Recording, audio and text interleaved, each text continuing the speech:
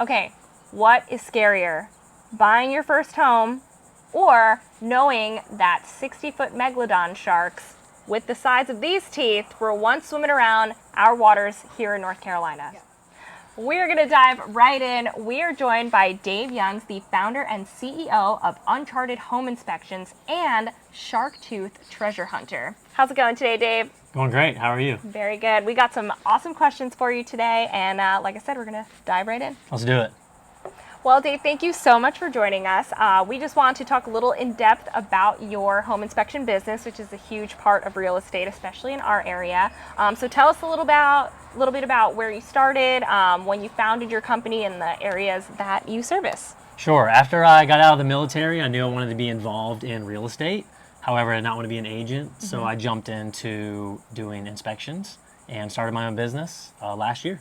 Very good. Well, it's been a successful year. Dave is one of our personal preferred vendors. Highly recommend. One of the most digestible home inspection reports that I have ever laid eyes on. So much appreciated. Okay, so tell us where you service and why you believe that home inspections are important, whether the home is 200 years old or brand spanking new. Right. Absolutely. So I'm licensed in the entire state of North Carolina. However, I service the greater Wilmington area. And it's super important to get a home inspection because after you put your offer in, that's your last chance to really check that home out thoroughly before you commit and get that deal sealed. Right.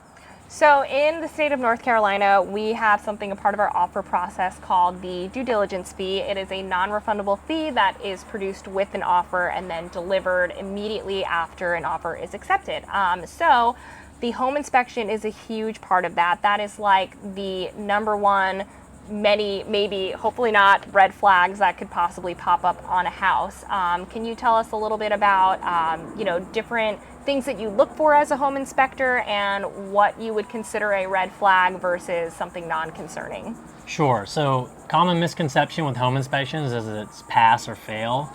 It's actually just a 100% functionality test of the whole home. So we're just looking to make sure everything is functioning as it's designed to function. So some of the common items that people are very interested in as a home buyer is going to be the roofing system, the HVAC system, and then the electrical, as well as like the hot water and plumbing system. So I inspect that house from foundation up to the roof and everything in between. So how long does a typical home inspection usually take, and do you recommend that the buyer shows up for it? That's a great question. So your average home inspection will be anywhere from like 3 to 5 hours, depending on obviously square footage and things like that. And as far as the buyer showing up, I always recommend the buyer show up so they can see some of these items in person versus just seeing a report or the report only.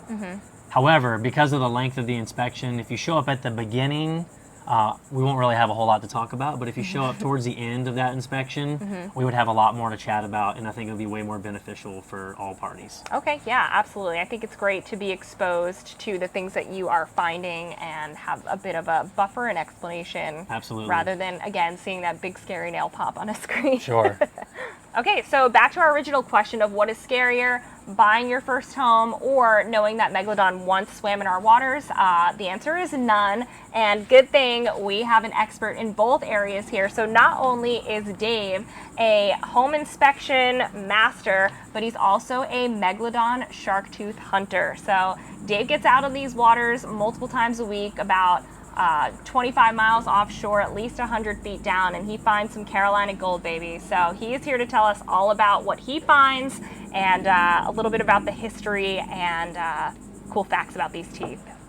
So I found these Megalodon shark teeth off the coast of North Carolina.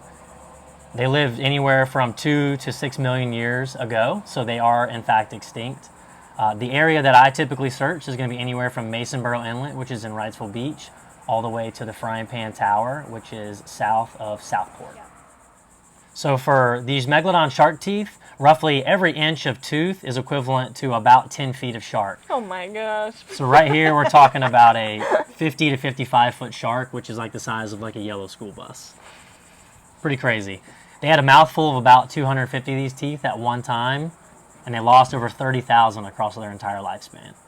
All right, so I have some tooth-specific questions for you. What are the difference between these two? I know they're all a little unique in their own way. They look a little bit different. This one's got serrations on it. Tell me all the differences and key things that you like to spot. Sure. So obviously, since these are millions of years old, they are fossilized. So they're essentially a rock now. However, the coloring differences, there's a lot of different factors, but one of the biggest factors is wherever they fossilize, they pull the colors out of the sediment that they fossilize in. Okay. That's why you see these Carolina gold speckles on these as well. As far as tooth features, you have the enamel on the tooth, front and back. And then a unique portion on the Megalodon shark tooth is the bourlette, which is this area right here, which is in between the enamel and the root of the tooth. So I want to talk a little bit about why these Megalodon teeth are unique to our beautiful state of North Carolina and our best guess and what research has shown us as to why they are here. How did they get here? Definitely not a scientist, but North Carolina is home to a very unique area offshore that has two geological formations that has created a ledge, and that ledge is what we tend to follow where these teeth are being exposed. That's awesome. So a little like a pool that has caught them. Absolutely. Perfect. So as far as getting these teeth cleaned up, because they're going to have millions of years of growth on them, this one right here is uncleaned, sort of what it looks like fresh off the bottom, but obviously dried out. Once I get home from diving, I always soak mine in apple cider vinegar. That's sort of the secret weapon to get the teeth all cleaned up, just like this. So I feel like my whole life of North Carolina is spent trying to find the perfect shark tooth while walking the beach. What is the likelihood that I would come across something like this just walking the beach here? I would say relatively low, only because unless something's happened like a dredge project or like a beach renourishment project or a big storm such as a hurricane, you aren't going to find fossils like this that are generally 30 to 40 miles offshore wash up on the beach. Right. Bummer. So aside from a cool hobby, we need to find a segue. I know there's one in there. What is the similarity of Megalodon shark tooth hunting and home inspections? It's got to be the attention to detail. If you can find a Megalodon tooth like this hiding in the bottom, 120 feet deep, I can find the problems with your house. Yeah. All right, aside from getting under contract for your new home, when is the best time to have a home inspection?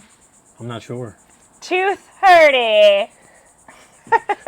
Okay, Dave, so how can the good people find you and all of your home inspection business and your shark tooth hunting adventures? Best way to find me is at www.unchartedhomeinspections.com, or you can find me on Instagram at unchartedhomeinspections.